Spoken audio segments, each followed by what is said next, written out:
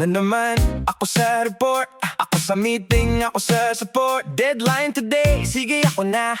Hindi pa tapos, may dagdag pa. OT na naman, okay lang daw. Team player ka, sabi ng boss ko raw. Hindi ko na alam kung saan lulugar. Basta trabaho, ako na bahala ulit, sir. Chill lang muna, relax lang ako. Hindi ko trabaho yan, pass muna bro. Kung hindi urgent, bukas na yan. Hindi ko ikamamatay kung hindi ko gawin ngayon. Time out na, alis na agad. Hindi ako bayad para magpakasagad. Work smart lang, hindi work hard. Pareho lang sahod. Bakit ako magpapakapagod? Overwork, Ako lahat, bare minimum. Hindi lahat, kailangan matapos. pwede bukas.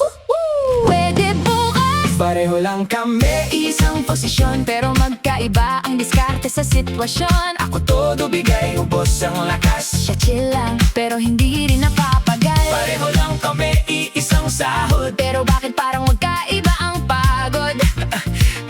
Ako pagod sa trabaho at overtime. Siya pagod sa Pakikisabay.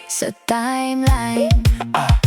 Same position, ibang galaw. Walang tama o mali, kanya-kanyang laban. Kung saan ka tatagal, doon ka lulugar. Sa dulo ng araw, Pareho lang napagod. gusto ko lang naman maging maayos, pero parang ako na lang ang seryoso. Pag may kulang ako ang sasalo. Pag may mali, Ako rin ang tanong. hindi ako tamad, nag-iingat lang. Ayokong ma-burnout agad sa laban. Kung kaya bukas, bakit ngayon? Hindi lahat ng urgent, totoo yun. Overwork, pagod na ako. Pero tuloy pa rin. Hindi ako pagod, Pero wala rin akong win. baka ako mali. O baka ako rin. Pareho lang pala, Walang panalo dito. pareho lang kami. Isang posisyon pero magkaiba ang diskarte sa sitwasyon. Isa ubos sa lakas, isa nagtitipid. Pero sa dulo, Pareho lang din. pareho lang kami, iisang sahod. Parehong may tanong kung worth it ba to? Same position.